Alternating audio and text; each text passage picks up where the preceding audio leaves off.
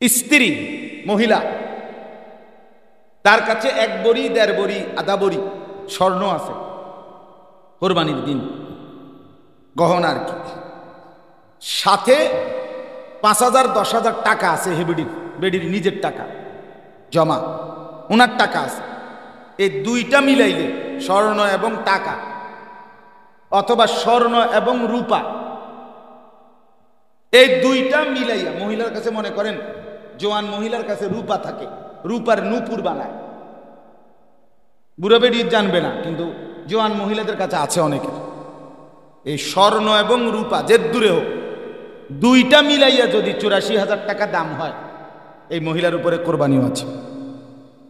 স্বর্ণ এবং ওই মহিলার জমা টাকা, এই দুইটা মিলাইলে যদি 84,000 টাকা হয়, 84,000 টাকা কিন্তু কম বেশ হইতে পারে, আমি 1600 টাকা দৈরে কইছি। আপনার মন মতো আপনি কোরবানি, আমগো ঘরে মানুষ 6 জন, কামাই করে 4 জন, সবাই কিছু কিছু দিছে, বাপের নামে কোরবানি দিচ্ছে। আব্বা মুরব্বী মানুষ, হেবড়ার বাঁচবেই কয়দিন, হেবড়ার নামে কোরবানি দিছে, বাহ, মানে আপনাকে খাম খেয়ালি আর কি, এটা আপনার মন মতো আর কি, আপনাদের খেয়াল খুশি মতো কোরবানি, শরীয়ত আপনাদের খেয়াল খুশি মতো। তো কোরবানি ওয়াজিব হলো যত জনের উপরে, আপনি দিলেন কয়জনের উপরে, তো এটা কেমন?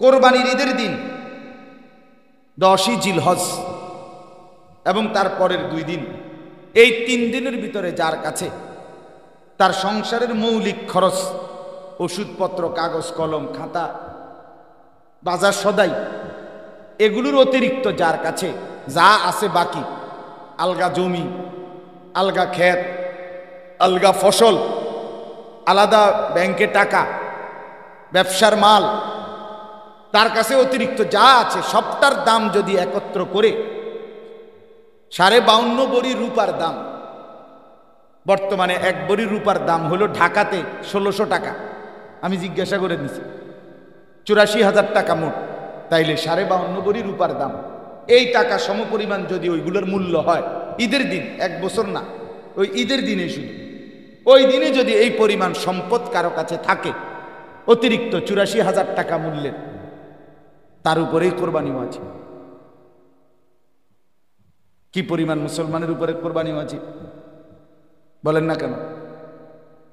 2 ছেলে বাজারে ব্যবসা করে, দোয়ানদারি করে, দুজনেরই 80-90 হাজার 1 লাখ টাকা ব্যবসার পণ্য আছে, অতিরিক্ত টাকা আছে, তাহলে দুজনের উপরেই কোরবানি ওয়াজিব। কিন্তু কোরবানি দিচ্ছে 2 জনে মিল্লা 15,000 করে 30,000 আব্বার হাতে তুলে দিছে, আব্বার নামে কোরবানি দিচ্ছে, গোস্ত তো খাইব মিল্লা জিল্লা, তো বাবার কোরবানি না আদায় হইল, তো এই 2 ছেলের কোরবানি, কথা বলেন না কেন? এই 2 ছেলের কোরবানি আদায় হয়েছে, তাহলে এই 2 ছেলে তো সম্পূর্ণ পাপী, গুনাহগার, গুনাহগার। ছেলেটা বিদেশ থাকে, ছেলে বিদেশ, সারা বছরই সে টাকা পাঠায়, কথা বুঝেন? তো এই টাকা কোরবানির উপলক্ষে ছেলেটা বিদেশ থেকে 30,000 টাকা পাঠাইছে, 40,000 টাকা পাঠাইছে, বাড়িতে বাপমার নামে কোরবানি দিছে, এ বেটার বউও নায়নাত কুরো সবাই গোস্ত মুস্ত খাইছে, কিন্তু ছেলেটা তো বিদেশ থাকার কারণে নিঃসন্দেহে তার কাছে 80-90 1 লাখ 2 লাখ টাকা আছে না, কথা বলেন না কেন? আছে কি না বলেন? তো তার উপরে কোরবানি ওয়াজিব না, তো তার কোরবানি কই? তার ওয়াজিব কোরবানি আদায় হয়েছে কই? এটা তো তার বাপের নামে না কোরবানি আদায় হইল, তো ছেলেটার কোরবানি কোথায়?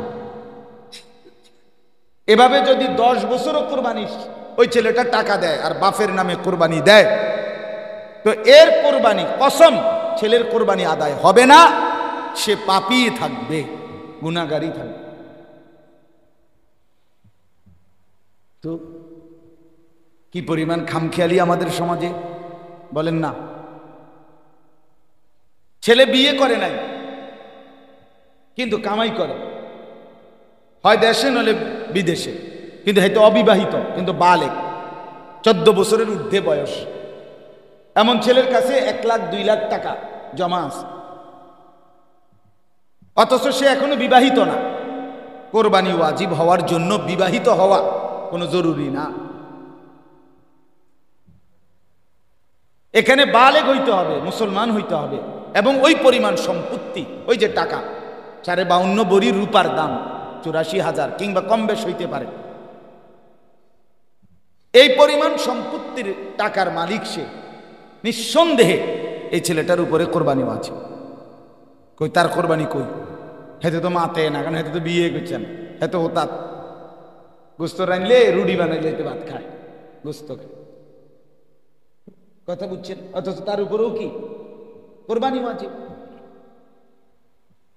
বলেন, স্ত্রী মহিলা, তার কাছে 1 বড়ি 1.5 বড়ি আধা বড়ি স্বর্ণ আছে, কোরবানির দিন গহনা আর কি, সাথে 5,000 10,000 টাকা আছে বেডির নিজের টাকা জমা, ওনার টাকা আছে। এই দুইটা মিলাইলে স্বর্ণ এবং টাকা, অথবা স্বর্ণ এবং রূপা, এই দুইটা মিলাইয়া মহিলার কাছে, মনে করেন জোয়ান মহিলার কাছে রূপা থাকে, রূপার নূপুর বানায়, বুড়ো বেডি জানবে না, কিন্তু জোয়ান মহিলাদের কাছে আছে অনেকের। এই স্বর্ণ এবং রূপা যে দূরে হোক, দুইটা মিলাইয়া যদি 84,000 টাকা দাম হয়, এই মহিলার উপরে কোরবানিও আছে। স্বর্ণ এবং ওই মহিলার জমা টাকা, এই দুইটা মিলাইলে যদি 84,000 টাকা হয়, 84,000 টাকা কিন্তু কম বেশ হইতে পারে। আমি 1600 টাকা দৈর্য কইছি, মুরাদনগরে আমি জিজ্ঞেস করছি, কোম্পানিগঞ্জ বাজারে 1 বড়ি 1350, 1350 টাকা, সেই হিসেবে 71,000 টাকা।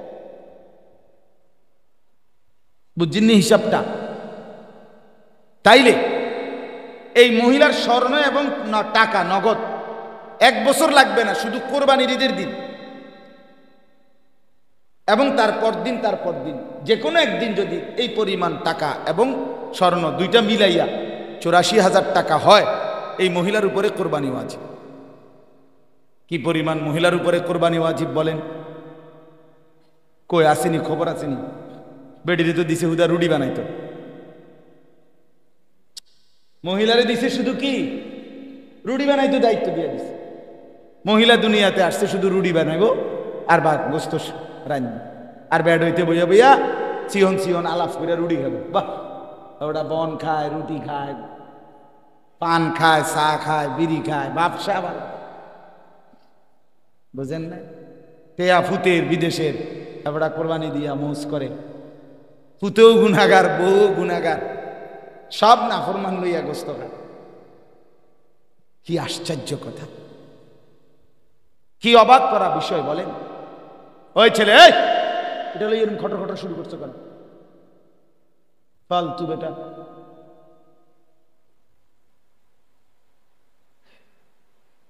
এই জন্য বললাম বাপ, দিন শিখতে হয়, শরীয়তের বিধান শিখতে হয়।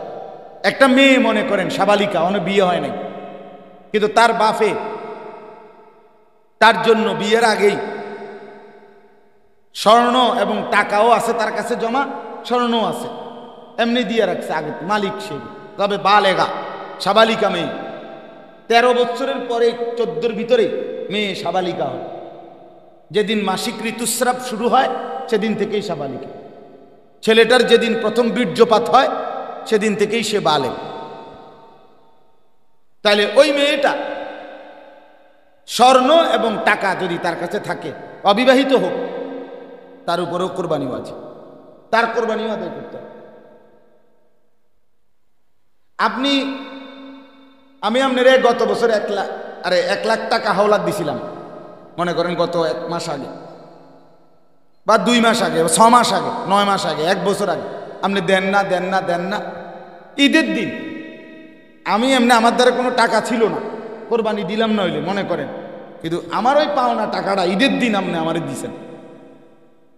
এই দিন এই টাকাটা আমার সংসারের এমনি যে বাজার খরচা টরচা, এটি আমার কাছে আছে, টাকা 8-10,000 টাকা যেটি লাগে এটি আমার আছে।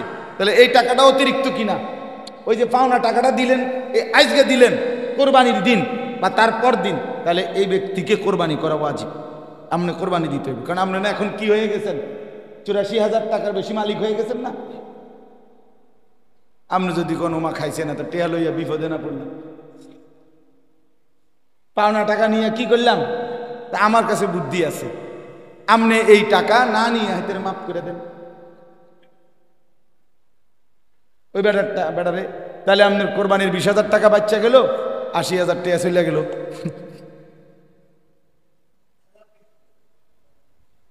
কথা বলেন না কেন? এই জন্য খামখেয়ালি করলে হবে না। মুসলমানের বাপ মনে রাখতে হবে, শারীরিক ইবাদত যেভাবে ফরজ ওয়াজিব, আর্থিক ইবাদতও সেভাবে ফরজ ওয়াজিব। এজন্য একটা জিনিস সূক্ষ্ম মনে রাখবেন, এক মুসলমান প্রতিদিন নিয়মিত তার জীবনে শারীরিক এবং আর্থিক উভয় ইবাদত সমানভাবে করতে হবে।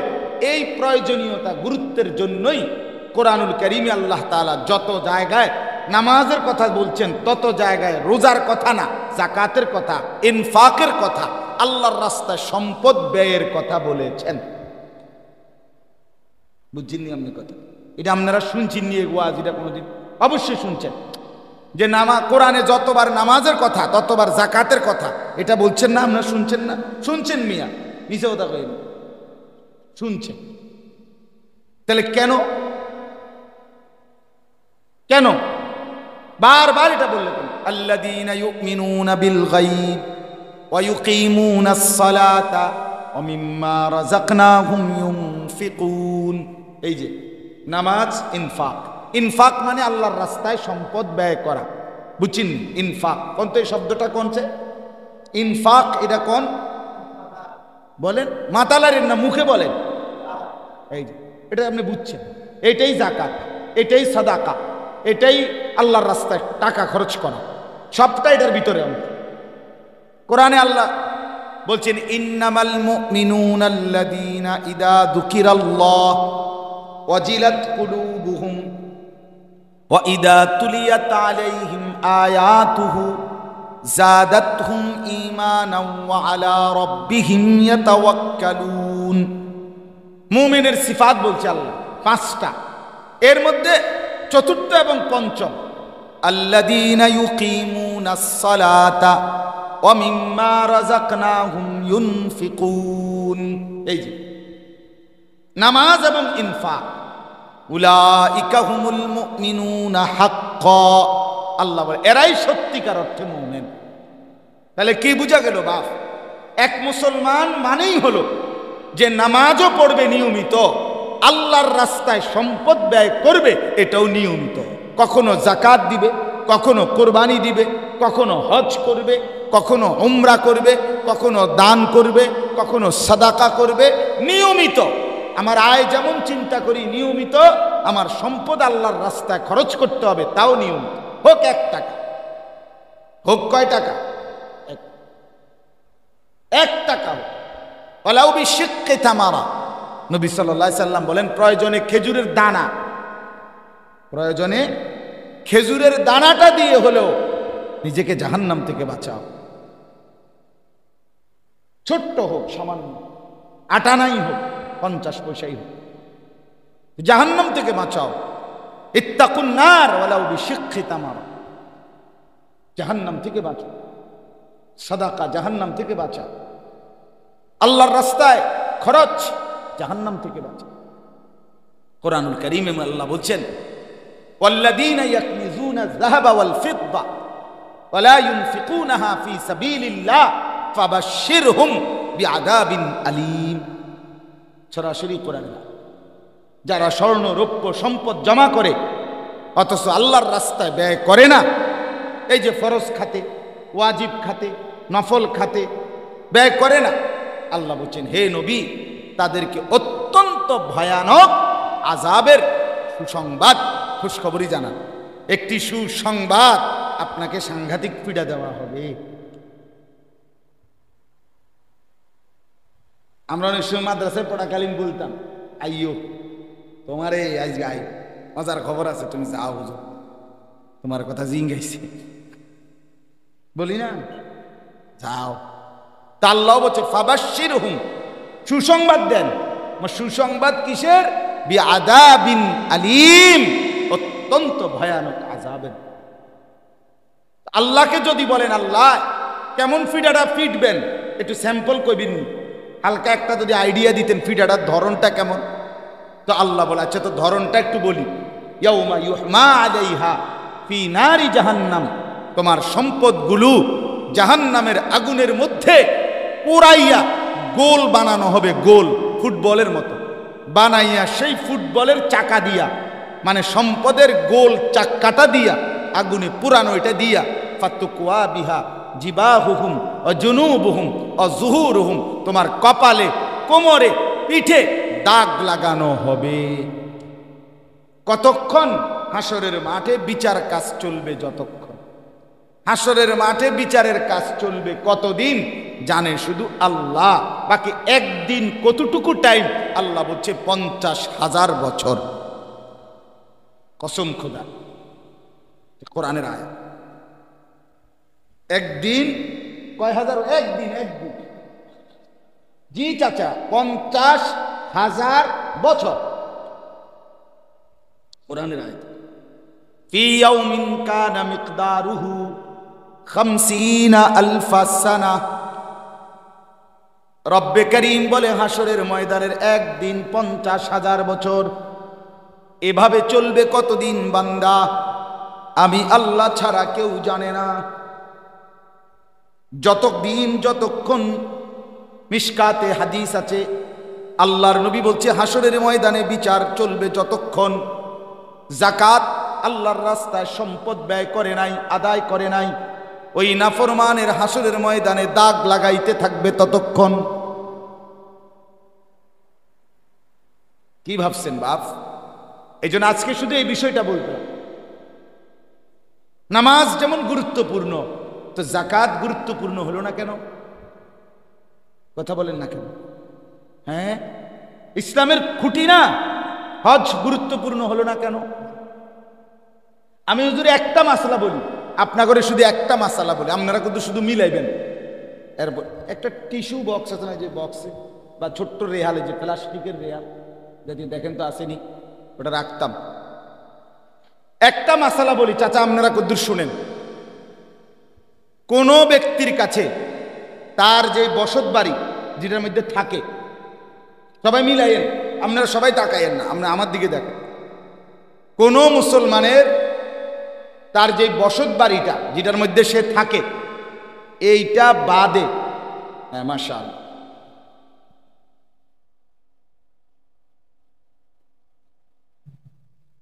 কথাটা দেখেন, মানে এই যে বসত, এখানে আমি থাকি, এটা আমার বসত ভিটা, এইটা বাদে যদি কোনো মুসলমানের কাছে শুধুমাত্র কদ্দুর জমি আছে, 20 শতক, 10 শতক, 12 শতক জমি আছে, হেবাটা আর কিচ্ছু নাই, ব্যাংকে টাকা নাই, ফুদ বিদেশ নাই, বাজারে দোকান নাই, আলগা কোনো কামাই নাই, আছে বাড়িটা আর কোনটা, এই জমি, 10-12 শতক 20 শতক জমি আছে। এই জমিটার একাংশ, কিছু অংশ বিক্রি করলে 2 শতক, 3 শতক, 4 শতক, 5 শতক, মানে কিছু অংশ যদি বিক্রি করে, তাহলে তার সংসারের যে কয়জন সদস্য জাগরে হে চালায়, ওই আমরা মাইয়া বিয়ে দিয়ে লাইছেন, এবারে হিসাব দল্লার হইতো না, ফুদ বিয়ে করাই লাইছেন, হে কামাই করে, তার হিসাব দল্য হবে না। আমার টাকা দিয়ে যাদের খরচ করি, এই কয়জন মানুষের আপনার মৌলিক খরচ, ওই যে ওষুধপত্র, বাজার, চাল, ডাল, তেল, সাবান, হ্যাঁ, বই খাতা, কাগজ কলম, গ্যাস, বিদ্যুৎ, পানির বিল ইত্যাদি, মনে করে এই যে মৌলিক খরচ, এগুলোরে কয় কিনা, এগুলো, এবং আল্লাহর রাস্তায় হজে যাওয়া, আল্লাহর ঘরে থাকা আসা, এই হজের যেই খরচ, এই দুইটা ওই জমিটার একাংশ যদি বিক্রি করে তাহলে হবে। ধরেন আমার নাম আনিসুর রহমান, আমার বউ আর আমার ছেলে মেয়ে আছে 4 জন, তার আমার 6 জন হলো না, আমি হজে যাবো, তাহলে আর রয়েছে কয়জন? 5 জন। এই আমার ইনশাআল্লাহ, আল্লাহ চাই তো এই বুধবারে ফ্লাইট, আল্লাহ যদি কবুল করেন সেটা দোয়া করবেন। তো এখন আমার এই স্ত্রী সন্তান 5 জন, তাদের 1.5 মাস বা 2 মাসের ওই যে হজে যাওয়া আসা থাকার সর্বোচ্চ 1.5 মাসের প্যাকেজ। তো এই সময়ে তাদের বাজার খরচ, মৌলিক খরচ, আচ্ছা ধরেন এই 1.5-2 মাসে একারে সর্বোচ্চ 2 লাখ টাকা, এত টাকা লাগবে বাজার সদাই। আচ্ছা ধরেন পালা করে খাইব নলে আমি 5 জন না নাই দীক্ষা 2 লাখ টাকা। আর হজের টাকা 7 লাখ। হজের টাকা কত ধরলাম? 7 লাখ। ও কত হইল? তো নয়, আরো 1 লাখ ধরেন, 10 লাখ। এই 10 লক্ষ টাকা ওই আমার এই 10 শতক 12 শতক জমির 3 শতক বেচলে, 4 শতক বেচলে 3 লাখ টাকা করে শতক, 3 তিরিকা 9 লাখ। 3 শতক বেচলেই 9 লাখ টাকা হয় কিনা? কথা বলেন না কেন? অথবা আরেকটু ধরেন 4 শতক 5 শতক, মানে একাংশ বিক্রি করিলে হজের টাকা এবং আমার এই সংসারের খরচের টাকা এই কয়দিনের, সারা বছরের না, এই কয়দিনের হবে। এবং ফিরে আসার পরে ওই বাকি জমিটা দিয়া সংসারের খরচ চলবে। আমি আসার পরে আরো কদ্দুর জমি রয়েছে না আমার, ওইটা দিয়ে ইচ্ছা করলেই আমার কি চলবে? সংসারের খরচ চলবে। এই মুসলমানের যদি কসম খোদা আর কিচ্ছু নাই, শুধু এই জমিটা আছে, যেটার একাংশ বিক্রি করিলে হজের টাকা, সংসারের এই 1.5-2 মাসের টাকা খরচ হবে, আর বাকি জমিটা দিয়া আসার পরে সংসার চলবে, তাহলে শুধু এটুকু জমি থাকার কারণে ওই মুসলমানের উপরে হজ করা ফরজ, ফরজ, ফরজ। আপনি যদি বলেন নাই তো বিশ্বাস না হয়, আমি দেওবন্দের ফতুয়ার কিতাব আমাদের দেখাই দিই। কি খবর বলেন? হ্যাঁ, এবার হিসাব কর। আমনে যে বইয়া বইয়া কোঁতান গেলাম হইলে মনে তো কয় আল্লাহর ঘরে তো কে না যাইতো চায়। তারা 3টা ফুট বিদেশ পাঠাইছি, তারারে যদি খোদাই লোয়াইতো, তারা যদি কোগা টাকা পয়সা দিত, তাইলে গেলাম হইলে হুজুর যাইতাম। তো মনে কয় অন ছোট মাইয়াগা বিয়া দিছি না, আলাপ করেন এদিকে। হ্যাঁ, আপনার খামখেয়ালি এটা ফরজ ইবাদত না? কথা বলেন না কেন? এইটা কি খামখেয়ালি চাচা?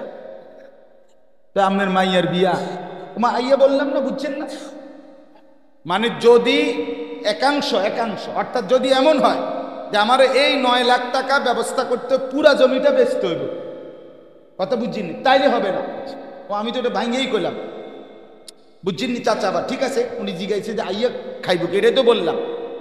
যদি এটুকু জমি হয় যেটুকুর এক অংশ বিক্রি করিলে হজের টাকা হয়, খরচের টাকা হয়, আর বাকিটা দিয়া আইলে কি চলবে? সংসার চলবে। তাহলে এরকম মুসলমান এই সমাজে 20 শতক 30 শতক 40 শতক ওয়ালা জমি মানুষ নাই? কথা বলেন না কেন? না না, এগুলা কম আপনি কোন আছে নিয়ম। তো 5 শতক বেচলে হজের টাকা হয়, তো বাকি জমিখান দিয়া সংসার চলবে না তো? হ্যাঁ, কোন চলবে?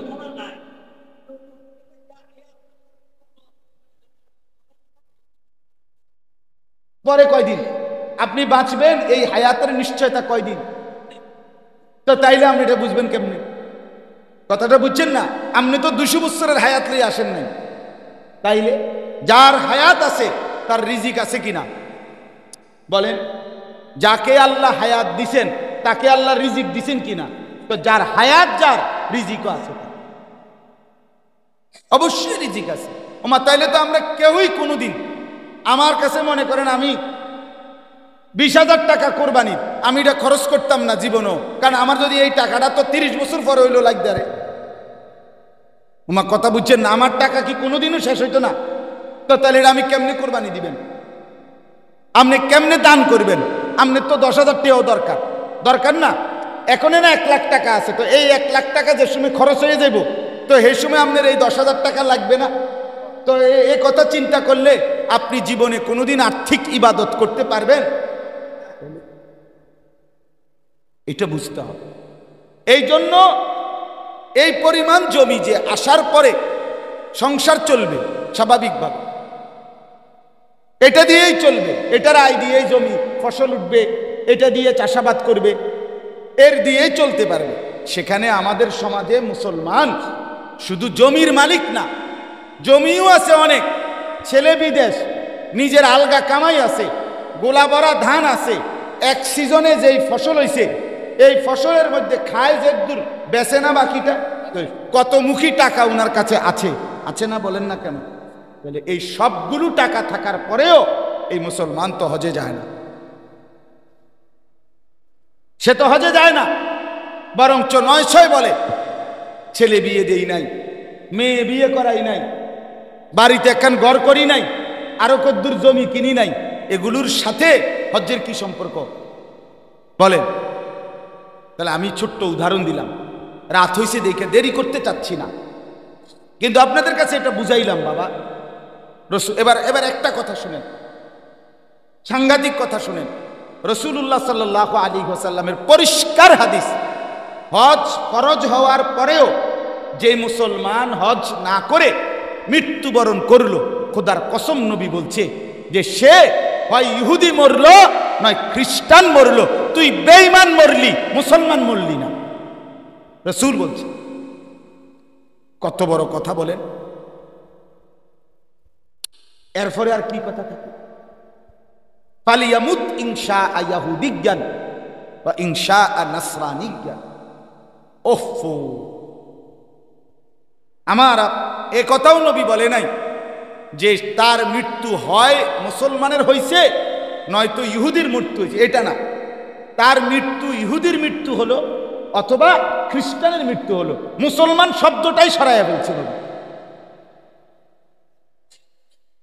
একবারই ফরজ।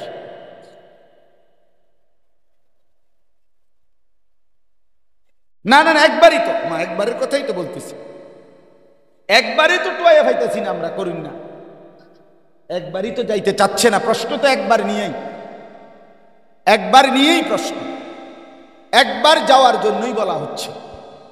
তাইলে বলেন, এই জন্য বললাম বাপ, আমাদের মধ্যে খামখেয়ালি সীমাহীন। আমি প্রথমে এই জন্য কথাটা শুরু করলাম যে জাকাত, কোরবানি, হজ, এই তিনটার সাথে যেহেতু টাকার সম্পর্ক, এই জন্য ইচ্ছা করে মাথা নোয়া রাখে, এটা বুঝতেই চায় না, এটা শিখতেই চায় না, জানতেই চায়, বুঝেন না? সর্বোচ্চ ফেতরার টাকাটা জিজ্ঞাস, কিন্তু জাকাতের হিসাব জিজ্ঞাসা। রমজান মাসে ফেতরা কত আইছে গো? বাপরে, আওয়াজে মনে হয় আমরা এত বড় দানশীল উড়ে এলাই বলছো তা কথা। একবারে মসজিদের বারিন্দার থেকে শিক্ষার দিয়া কয়, ইমাম সাহেব হুজুর, হুজুর ফেতরা কত কইয়েন, মাইকে কইয়া দিয়েন। হ্যাঁ, উনি জানে 100-150 টাকা, 100 টাকার বেশি উঠতো না। মানুষ 27 জন, 2700 টাকা, এটা যদি শিক্ষার দিয়েও দেই, মাইক দিয়েও দেই, পোস্টার লাগাইও দেই, অসুবিধা কি? তার টাকা 2700, মাইকিং করে দিলেই কি? যাকাত, হ্যাঁ, রাসূলুল্লাহ সাল্লাল্লাহু আলাইহি ওয়াসাল্লাম বলেন যে যাকাত আদায় করে না, কসম খোদার, নবীজি বলছেন কিয়ামতের দিন আরেকটা শাস্তি হবে তার। সেটা কি?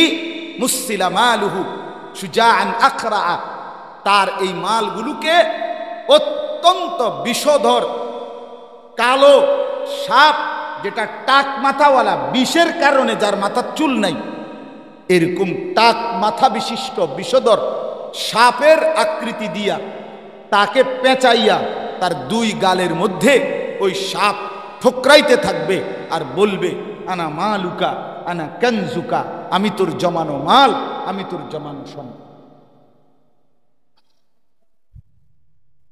বলেন,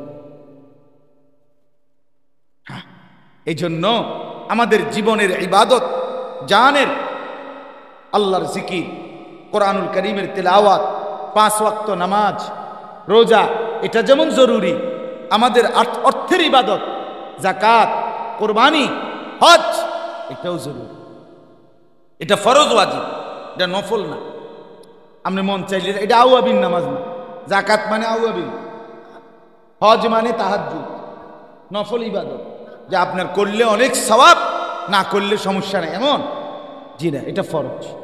আমি খুব এটাই বুঝাইতে চাই আমাদের এটা গুরুত্ব, আমরা বুঝতেই চাই না, বুঝার মানসিকতাই নেই, আগ্রহই নাই এটা, অথচ এর মধ্যে সাংঘাতিক গুণ। আচ্ছা, কোরবানি, রাসূলুল্লাহ সাল্লাল্লাহু আলাইহি ওয়াসাল্লাম বলেন, মান কানা লাহু সাআতুন ওয়া লাম ইউদাহি ফালা ইয়াকরুবান্না মুসাল্লানা। যে ব্যক্তির সামর্থ্য ছিল অথচ সে কোরবানি করলো না, রাসূলুল্লাহ সাল্লাল্লাহু আলাইহি ওয়াসাল্লাম বলেন ওই নাফরমান যেন আমাদের নামাজে না আসে, ঈদগাহে না আসে। কত বড় কথা! তাইলে ঘরের সদস্য কোরবানি ওয়াজিব 6 জনের উপরে, 3 ফুট বিদেশ 3 জনের উপরে কোরবানি ওয়াজিব। 3 জনের কোরবানি কই? 3 ছেলে কামাই করে, 3 জনের উপরে কোরবানি ওয়াজিব। ঢাকা চাকরি করুক আর চিটাং চাকরি করুক আর নবীনগরে দোয়ানদারি করুক, 3 জনের উপরে কোরবানি না। আমরা মিল্লা জিল্লা, হ্যাঁ সবাই মিল্লা কিছু কিছু দাও, তার আব্বা মুরব্বী, এবারটা বাইজবই কেমনে, এবারটা আর অল্প কয়দিন বাইজবে, তাহলে এবারটা শুধু এই কোরবানির গোস্তের কারণে মারা যাইতেছে না নাকি? না না, এবারটা মরতেছে না কেন? তাইলে কি ব্যাপার চাচা, আপনি মরতে লইছেন, মরিয়া না যাবেন, কোরবানি দিয়ে আপনার কিতা, আপনি খাইবেন কয় টুরা গোস্ত? এটা কোন কথা? আস্তাগফিরুল্লাহ। তাইলে যতজনের উপরে কোরবানি ওয়াজিব ততজনের কোরবানি আদায় করতে হবে, এটা খেয়াল করতে হবে, এটা খামখেয়ালি করলে হবে না। আমি একসাথে আপনাদের কাছে এই কথাটা বললাম, আপনাদের উচিত এবার মূল কথাটা শুনেন। শুধু উচিত হবে বুদ্ধিমান তারা যারা নিজের সম্পদের হিসাব একজন নির্ভরযোগ্য আলেমের কাছে শোনা, সহজ বুদ্ধি। আপনি একজন ডাক্তার দেখাই এলাম, যেরুম এরুম, আপনি হুজুর আমার বাড়ি এই, ব্যাংকে আছে এত টাকা, আমার খেতে ফসলে জমি আছে দূর, কথা বুঝেন না? আপনি এটা কমপক্ষে এটুকু হিসাব দিলে একজন আলেম, ভালো আলেম, মুত্তাকি আলেম, মুফতি যে বুঝে মাসালা বলতে পারবে, বলে এরুম হুজুর পামু কই, আপনি পাইবেন। আল্লাহর জমিনে আল্লাহ তাআলা জালের মতো, আল্লাহ তাআলা মানুষের রাহবারির জন্য, মাহবুব ভাই এই কথাটা বলতেছিল যে আহলুল্লাহর সোহবত ছাড়া, আল্লাহওয়ালার সোহবত ছাড়া জিন্দিগি বদলায় না। কসম খোদার, এটাই সত্য কথা যে আপনাদের প্রত্যেকের দিক নির্দেশনার জন্য আপনাদের অঞ্চলে আল্লাহ তাআলা আপনাদের জন্য আহলুল্লাহ পাঠাইছেন, বানাইছেন, তৈরি রাখছেন। আপনারা যদি মনোযোগ দিয়ে খুঁজতেন, মহব্বত করে আগাইতেন, আপনারাই উপকৃত হইতেন। এটা নিয়ম, প্রত্যেক জামানায় মানুষের উপযোগী আল্লাহওয়ালা আল্লাহ পৃথিবীতে রাখেন। আপনি যদি কনা আগের হেই বুজুর্গ অন কি আর আসেনি, আমি প্রায় বলি, বলতে কি বুঝাইছেন চাচা, আগের হেই বুজুর্গ নাই বলতে কিতা, জোনায়েদ বাগদাদির মতো আল্লাহর ওলি খুঁজতেছেন, এই তো না? তো ঠিক আছে, আমি মনে করেন আমি কিতাব থেকে পড়ছি, আপনারে আমি আপাতত আল্লাহর জোনায়েদ বাগদাদির মতো আমল আপনারে কয়টা দিন দিতে চাই। আপনি মাগরিবের পরে এক বসায় 1,00,000 বার কালেমার লা ইলাহা ইল্লাল্লাহর তাসবিহ পড়বেন, প্রতিদিন রাত্রে 20 রাকাত তাহাজ্জুদ পড়বেন, মাগরিবের পরে 20 রাকাত আওয়াবিন পড়বেন, ফজরের পরে 24,000 জিকির করবেন, মাগরিবের পরে 24,000 জিকির করবেন। এরম জন মোটা দাগের আপনারে ওই আগের বুজুর্গদের মতো এরম লম্বা আমল দেওয়া হবে। সপ্তাহ 15 দিন হইলে আমনে করবেন আমনের মতো ফিসাব, আমনের ফতে আমনে যান, আমার ফতে আমনে মিয়া মিয়া, কোনো কোনো বিচার আচার নাই আমনের ভিতরে। মিয়া আপনি আমার শরীরটা দেখছেন না, আমার জান চলে না, আমনে আমার এটি কিতে দিয়ে বসে এতটি আমল দিয়ে দিছে, বলেন না। অর্থাৎ নিয়ম হলো সময়ের অবস্থা প্রেক্ষাপটে আহলুল্লাহগণ আল্লাহর পক্ষ থেকে এলহামি ভাবে মানুষের আমল ওজিফা এটা কি করে নিয়ন্ত্রণ করে দেয়। এখন আপনি পারবেন না, এখন আপনি পারবেন।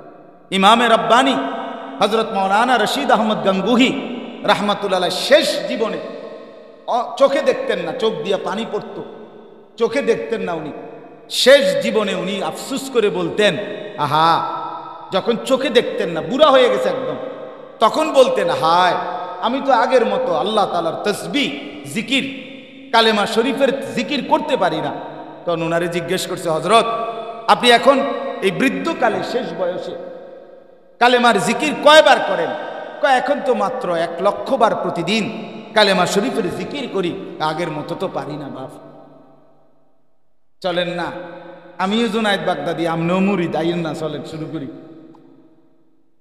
হ্যাঁ, এই গরমের মধ্যে চলেন না শুরু করি, তো তখন টের পাওয়া যাবে আপনি যে কোন আসেনি হেই বুজুর্গ, আপনি কি হওয়াদের, আপনার শরীরের কি হালাত, কথা বুঝেন না।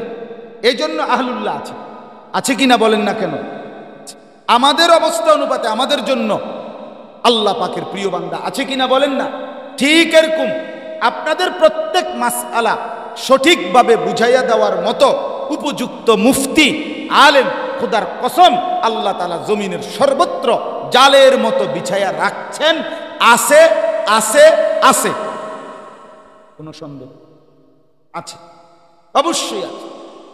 অতএব আপনাদের উচিত, এই আমার অনুরোধ, আপনারা দয়া করে প্রত্যেকেই নিজেরা নিজেদের আর্থিক হিসাবটা একজন হক্কানি আলেমের কাছে বলবেন, বলে জিজ্ঞেস করবেন, হুজুর আমার উপরে জাকাত, কোরবানি, হজ এই তিনটা ফরজ হলো কিনা, ওয়াজিব হলো কিনা, আপনি বুঝাবেন। কথা বুঝছেন কিনা বলেন? আপনি পেশ করেন ওনার কাছে। প্রত্যেক রুগীর হালাত তো ভিন্ন ভিন্ন। একসাথে জ্বরের রুগীও যদি 10 জন একসাথে কোনো ডাক্তারের কাছে যায়, তো ডাক্তারে তো এক লগে প্রেসক্রিপশন লেখে, ঠিক না? না সিরিয়াল ধরতে হয়? কথা বলেন না, আলাদা আলাদা ঢুকতে হয় কিনা? কিন্তু রুগী সবাই জ্বরে, কিন্তু এরপরও আলাদা আলাদা আলাদা আলাদা। এক সুতা পরিবর্তনের কারণে, ওজনের তারতম্যের কারণেও ওষুধ কি হয়, নালে বয়স লেখে কেন, ওজন মাফে কেন? আমাদের এক পরিচিত হুজুর, এই এক ঘরের 2 বউ, মানে 2 ভাইয়ের বউ, বেটির জ্বর ঠান্ডা লাগছে প্রথম একজনের, এ বেটিরে ডাক্তার দেখাইছে, ডাক্তার দেখানোর পরে ওষুধ যেটি দিছে, এ বেটি 2-4 দিন খাইছে, আর ওষুধ ওনার ভালো হয়েছে আল্লাহর রহমত। কিছুদিন পরে এই বেটিরে জাল, আপনারা জাল নিকন মানে আরেক ভাইয়ের বউ, এই জাল এ বেটিরও জ্বর ঠান্ডা হয়েছে। এখন এই বেটি চালাকি করে ডাক্তার না দেখাই এই বেটিরে পরের জনরে কইছে, এইডি তো ওষুধ, এনতে খাও। বুদ্ধি করে খাইছে 3 দিন, এই মহিলা পরের জন, বিশ্বাস করেন একদম মারা গেছে। আচ্ছা মারা গেল কেন? মারা গেল, মূল ঘটনা হইল পরের জন মহিলা হইল গর্ভবতী, আগের জন কি ছিল না, গর্ভবতী ছিল না। গর্ভবতী হইলে যে ওষুধ কি হয় বদলায়, এই বেকুবি তো জানে না। এটা তুমি পণ্ডিতি করতে গেলে কেন? কথাটা বুঝছেন না? এই জন্য প্রত্যেকে মাসআলা আলাদা কি করতে হয়, বুঝতে হয়, বুঝতে হয়। আপনি জিজ্ঞাসা করবেন, দেখবেন আপনার ফায়দা হবে। এই জন্য আমি অনুরোধ করছি, আপনারা প্রত্যেকে যত জনের উপরে কোরবানি ওয়াজিব, কোরবানি প্রদর্শনী না, কোরবানি লোক দেখানো না, কোরবানি গোশত খাওয়া না। হাদিসে আছে আল্লাহর নবী সাল্লাল্লাহু আলাইহি ওয়াসাল্লাম বলেন, ঈদের নামাজ পড়ার আগে যে কোরবানি করলো, মান যাবাহা ক্বাবলা সালাহ, আল্লাহর নবী সাল্লাল্লাহু আলাইহি ওয়াসাল্লাম বলছে, ফা ইন্নামা হুয়া শাতু লাহমিন, সে যেন হুদা গোশতই খাইলো। লাইসা মিনান নুসুকি ফি শাইইন, কোরবানি বলতে তার কিছুই হয় নাই। আজ্জালাহু লি আহলিহি, নবী সাল্লাল্লাহু আলাইহি ওয়াসাল্লাম বলে, সে তার পরিবারের জন্য শুধুই কেবল তাড়াহুড়া করল, কোরবানির কিচ্ছু হলো। তো যেখানে নামাজের আগে কোরবানি করে ফেলতো, কেন? এই জন্য কিচ্ছু হয় নাই কোরবানি। তাহলে কোরবানিটা কি খামখেয়ালি? এটা জবাই হলেই তো হইছে, গোস্ত খাইলেই তো হইছে, এরকম? এটার একটা বিধি নিষেধ নিয়ম কানুন আছে কিনা বলেন না কেন? আছে। এই জন্য দয়া করে প্রত্যেকেই ফিকির করবেন। আমি শুধু তর্জমাটা বলি, কথা আমার শেষ। আপনাদের কাছে অনুরোধ করছি, সুযোগ হইলে আসলে আরেকটু আগে আসলে আর একটু বলতাম, আজকে এতটুকুই বললাম। এই অনুভূতিটা যে জাকাতের ব্যাপারে খামখেয়ালি করেন না, কোরবানির ব্যাপারে খামখেয়ালি করেন না।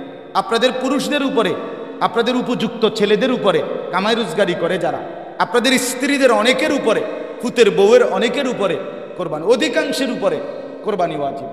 এখন মহিলাদের উপরে অধিকাংশই, আগে আমাদের বাপ চাষাদের আমলে মা চাষিদেরকে টাকা পয়সা এমন দিত না, আগে ছিল না এই মানসিকতা, মহিলা ঘরে টাকাই দিত না আগে, এবারে শুধু খরচাই নয়। তো আমি আমার আব্বা, আমার পরিষ্কার মনে আছে ছোটবেলায় আমার আব্বারে দেখছি আমি, যে আরেক দিকে ফিরে টেয়া গণত, মার দিকে ফিরে গণত না। এবার আগে তো এমন ছিল, কিন্তু এখন যে কোনো পুরুষ এই তার স্ত্রী, বর্তমান সময়ের ব্যাড যে গুণ, এগুলো মহিলাই হইলে এটিএম বুথ। হ্যাঁ ওটার বউ এবুড়ির কথা ছাড়া মানে এবুড়ির থেকে টিয়া লয় জমা দেয় আইন না, এবুড়ি যেমনি বুঝাইয়া দেয়, লেখা দেয়, হিসাব দেয়। এবুড়ি যদি কয় বদনা তো বদনা, এবুড়ি যদি কয় লোডা তো লোডা। আমরা বুঝি না কি?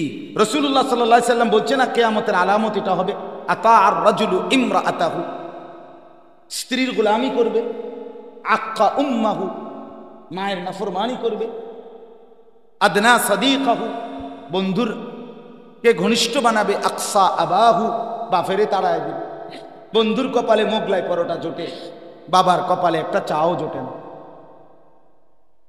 বন্ধুদের আড্ডা দিতে গিয়ে 1000 টাকা খরচ হয়, বাবার জন্য সামান্য একটু জোটে না। এমন নাফরমান সন্তান আছে না? স্ত্রীর গোলামি করে, বেডির কাছে সব টাকা। এই সমস্ত মহিলাদের অধিকাংশের কাছে এখন স্বর্ণও আছে, টাকাও আছে, জমা হেবড়ির টাকা আছে। স্বামী জমা তুইছে এটা না, এমনি তার কাছে দিছে তারে, এরকম অজস্র। তাহলে এই মহিলাদের উপরে কোরবানিও আছে। এই জন্য দয়া করে খেয়াল করবেন। আল্লাহ আমাদেরকে তৌফিক দান করেন। দেখেন আল্লাহ তাআলা বলেন ওয়াল বুদনা জাআলনাহা লাকুম মিন শাআইরিল্লাহ, কোরবানির জন্য নির্ধারিত প্রাণী। আল্লাহ তাআলা বলেন সেটা শুধু প্রাণী না, বরং আমি ওইটাকে বানিয়েছি শাআইরিল্লাহ, সরাসরি আমি আল্লাহর নিদর্শন। মসজিদ যেমন আমার নিদর্শন, কাবা যেমন আমার নিদর্শন, কোরআন যেমন আমার নিদর্শন, আল্লাহর কসম আল্লাহ বলছে কোরবানির প্রাণীটা আমি আল্লাহর নিদর্শন। 2 নাম্বার আল্লাহ বলেন লাকুম ফিহা খাইর, তোমরা ভাবো টাকা খরচ না, আল্লাহ বলে এই কোরবানির মধ্যে তোমাদের জন্য রয়েছে খাইরুন, কল্যাণ, কল্যাণ, কল্যাণ। লস হবে না বান্দা, লস হবে না, ক্ষতিগ্রস্ত হবে না, ক্ষতিগ্রস্ত হবে না। কোরবানি করে ঠকবা না, আল্লাহর জন্য দিয়া আল্লাহ তাআলা কি করবে না? ঠকাবে না। আল্লাহর জন্য দিলে আল্লাহ তাআলা ঠকায় না। হাদিসের মধ্যে আছে মা আমারা হাজ্জুন কাত্তু, নবী সাল্লাল্লাহু আলাইহি সাল্লাম বলেন কোন হাজি আল্লাহর রাস্তায় খরচ করে, আল্লাহর পথে হজ করে, খোদার কসম নবী বলছে সে কখনো ফকির হয় না, সে কখনো গরিব হয় না। ব্যবসা কইরা মাইর খায়, মাইয়া বিয়ে দিয়া মাইর খায়, ফোলা বিয়ে করাইয়া মাইর খায়, পুত বিদেশ পাঠাইয়া মাইর খায়, কিন্তু হজ করে ফকির হয় না, মাইর খায় না, গরিব হয় না। সুবহান। রাসূলুল্লাহ সাল্লাল্লাহু আলাইহি সাল্লাম আপনি ঠকবেন না, আপনি ঠকবেন না। পরে চলবেন কেমনে? মানে সব টাকা আপনার, জমি আপনার, যে মালিকের জন্য আল্লাহর ঘরে ব্যয় করলেন সেই মালিকে আপনারে ফকির বানাই দিবে, ছেড়ে দিবে। বলেন কি? বলেন কি? আল্লাহ তাআলা বলেন ফাযকুরুসমাল্লাহি আলাইহা সাওয়াফা, অতএব সারিবদ্ধভাবে কোরবানির প্রাণী যখন জবাই করো তখন তোমরা বারবার আমি আল্লাহর জিকির, আমার স্মরণ, বিসমিল্লাহ আল্লাহু আকবার, এটা বলতে থাকো। সব কিছুতেই আমার মাকসাদ, আমার জিকির। কার জিকির? আল্লাহর। ফাইদা ওয়াজাবাত জুনুবুহা, সুবহানাল্লাহ। আল্লাহ বলেন আমার জিকির, আমার নাম নিয়া যখন জবাই করবা, করার পরে যখন এটা কাত হয়ে পড়বে, মানে রক্ত বেরিয়ে যাবে, নিস্তেজ হয়ে যাবে, এবার তুমি চামড়া ছিলাইয়া, এবার তো গোশতটা রেডি, কথা বলেন না, চামড়া ছিলাইয়া এখন কি রেডি? এখন গোশত কি করবা?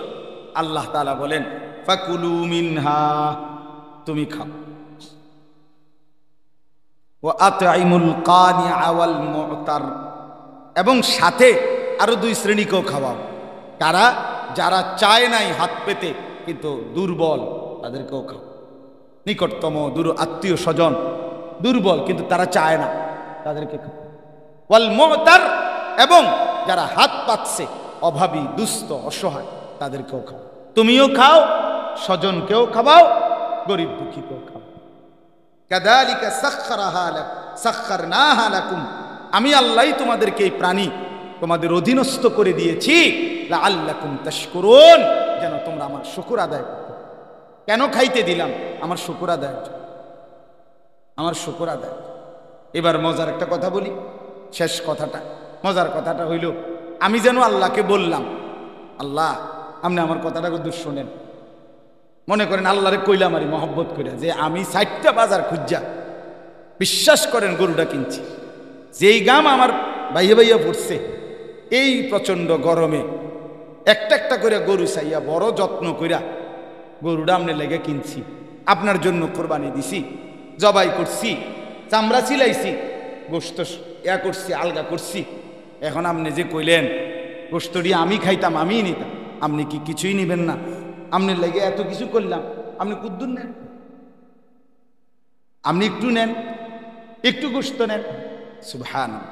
আল্লাহ তাআলা বলে বান্দা গোশত পুরাটা তুমি নিয়ে নাও, দিল পুরাটা আমারে দিয়ে। আমার গোশত লাগবে না, আমার কি লাগবে? দিল। লান ইয়ানালাল্লাহু লুহুমুহা ওয়ালা দিমাউহা, আমি গোশতও চাই না, আমি রক্তও চাই না, ওয়ালাকিন ইয়ানালুহুত তাকওয়া মিনকুম, আমি দিল দেখব, তাকওয়া দেখব, আমি দেখব দিলের মধ্যে আমার সন্তুষ্টি ছিল কিনা, আমি দেখব টাকাটা হালাল কিনা, আমি দেখব গুনাহ থেকে বাঁচে আছো কিনা, আমি দেখব পবিত্র সম্পদ কিনা, আমি দেখব ওইগুলো। আমি গোশত লাগবে না, আমি দিল চাই, আমি তাকওয়া চাই, আমি গুনাহমুক্ত চাই। কোরবানির গোশত করতে করতে আড্ডি কোবাইতে কোবাইতে জোহরও পড়লা না, আসরও পড়লা না, কোরবানির দিন ফজরের নামাজও পড়লা না, তুমি নাফরমান, কাল লাইগা কোরবানি দিছো আমি বুঝি না? তুমি কি ডকের কোরবানি দেই না আমি বুঝি না বান্দা? আল্লাহ বলেন আমি দেখব, গোশত খাও মাই, আমি অসুবিধা নাই। আল্লাহ তাআলা বলেন কাযালিকা সাখখারাহা লাকুম লিতুকাব্বিরুল্লাহা আলা মা হাদাকুম। আল্লাহ তাআলা কোরবানির প্রাণী আবারও বলছি তোমাদের অধীনস্থ করে দিয়েছি যেন তোমরা কোরবানির প্রাণী জবাই করবার সময় আমার তাকবীর আল্লাহু আকবার এটা বুলন্দ আওয়াজে বলতে পারো। ওয়াবাশশিরিল মুহসিনিন, সর্বশেষ কথা আল্লাহ বলেন আবারও বলছি শোনো, নেক আমলকারী, নেক কাজকারী প্রত্যেক বান্দার জন্য জান্নাতের সুসংবাদ। কোরবানি একটা নেক আমল কিনা, হজ নেক আমল কিনা, যাকাত নেক আমল কিনা, আল্লাহ বলেন আদায় করো, জান্নাতের সুসংবাদ।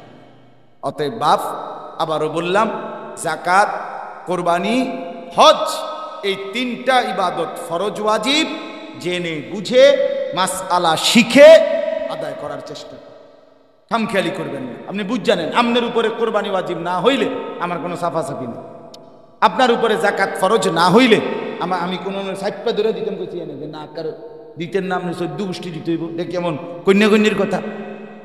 আপনার উপরে হজ ফরজ হইলে আপনি না করলে ইহুদির মৃত্যু হবে, খ্রিস্টানের মৌত হবে, তো সুপারিশের জন্য নবীর সামনে কেমনে যাইবেন?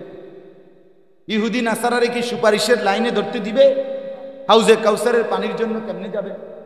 আল্লাহ আমাদেরকে মাফ করে দেন, আল্লাহ তাআলা আমাদের প্রত্যেককে কবুল করেন। অল্প একটু সময় বসেন, হুজুর ইনশাআল্লাহ দোয়া করে দিবে, এরপরেই একসাথে সবাই যাবে। আল্লাহ তাআলা আমাদেরকে কবুল করেন, তৌফিক দেন। না হুজুর আপনি দোয়া না, হুজুর দোয়া করে আমি ওই পাশে বসে এটা একটু টাইম